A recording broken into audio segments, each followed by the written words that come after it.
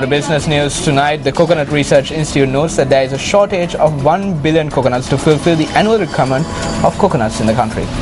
The director of the institute, Jayantha Gunathilaka, stated that although a produce of 2,700 million coconuts was expected this year, a harvest of only 25,000 million coconuts was yielded. Now, he also noted that though this produce was sufficient for consumption purposes, this was not sufficient enough for industrial purposes.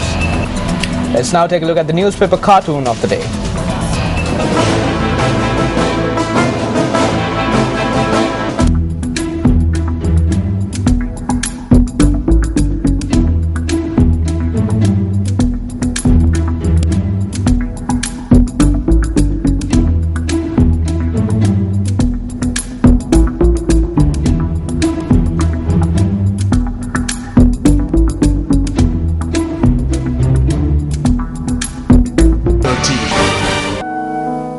Countless people live in despair in today's society. This amazing human being has dedicated his life to the service of people who have lost all hope. Sachin the Dulanjana has shown incomparable ability in empathizing with the less fortunate and enabling them to realize their dreams and aspirations. Sachinda is like a brother to the differently able people that he serves, giving them support and instilling in them a sense of self-esteem. Sachin the Dulanjana, who is a source of strength to the elderly as well and has dedicated his time and service to the betterment of society, the epitome of a humanitarian.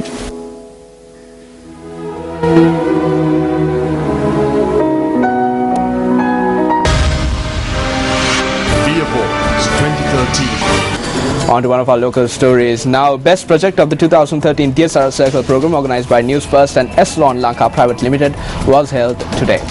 The event was held at the Capital Maharaj Organization's auditorium. The DSRA Circle was initiated in 6 schools with the aim of creating awareness among students on the importance of water conservation and water crisis. Students of the DSRA Circle were present for the event held this morning. Awards were presented for project proposals on managing water problems in schools located in different geographic conditions. St. Andrews College in Puttalam, Bastian Silva Mahavidyalaya in Kakadawa, PDS Kularatna Mahavidyalaya in Ambalangoda, Parakram Bahu Central College in Polonnaruwa and Vishaka Vidyalaya in Bandarawala were recognized in this manner. Today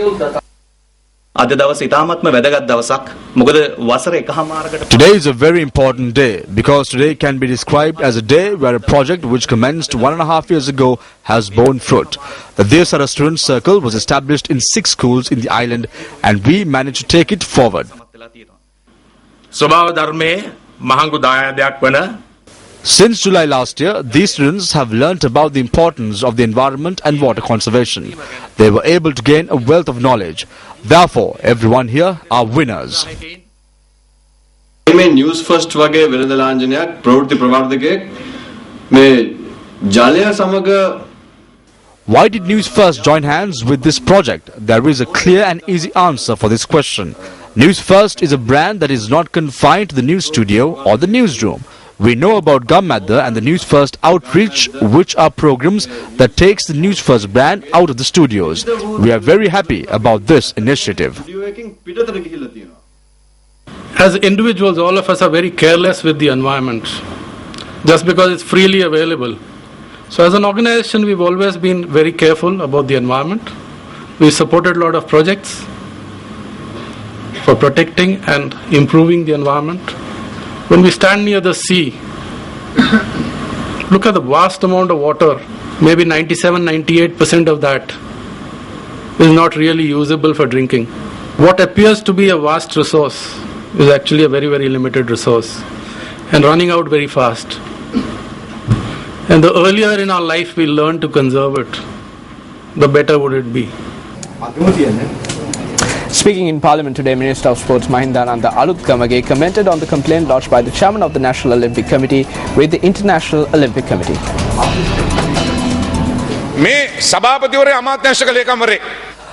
This chairman was a former secretary to the Prime Minister. The chairman was a former chairman of a corporation. Can a person write to an international council challenging an act that is passed in the parliament of this country? He did this deliberately. Mr. Speaker, this act was formulated by us. We formulated an act regarding sports in Sri Lanka, but now attempts are being made to formulate the act by internationally. We need to speak about problems relevant to sports in our country. Mr. Speaker, all sports associations have submitted letters stating that none of these associations have challenged this act before the International Olympic Committee. Furthermore, everyone in the National Olympic Executive Committee have also provided letters stating that complaints were not made. The chairman of the NOC has acted in an ad hoc manner in sending an act that was passed in the parliament in this country to the international community. Sports First, of course, has been following this issue, and we will constantly keep you up to date with regard to the latest developments on this story. Staying in news from Parliament, UNP MP Sujiv Senasinghe spoke on government corruption in Parliament today.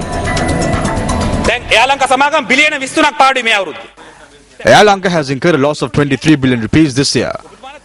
You all are responsible ministers, hence do not shout. You are elected to parliament with the votes of innocent civilians in rural villages. When corruption and destruction is being spoken of, do not shout. The Auditor General's report on Sri Lanka has been published. Why must such a corrupt institution be nurtured? This is a poor country, a third world country. 70% of the population live with difficulty.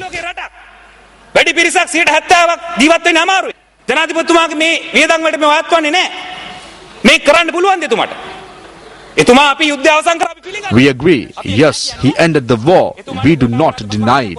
We also agree that Gotabaya Rajapaksa has beautified the city of Colombo. We don't have a problem in accepting the truth.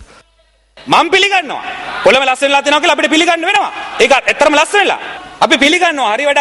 agree, Colombo is beautiful now. If something good has been done, it should be commended. With the end of the war, we stood with the government. Not only President Rajapaksa, Sarath Fonseca, Gotabaya Rajapaksa, Chandrika Kumartunga, Ranil Wickremesinghe did a yeoman service to end the war. What we are saying is, do not drag this country towards destruction. Well, that's a wrap of primetime news for today. For the Newsfirst team, I'm Ramesh Bandara. I'm Stephanie Lazarus. We leave you tonight with a look at tomorrow's weather forecast. Good night and take care.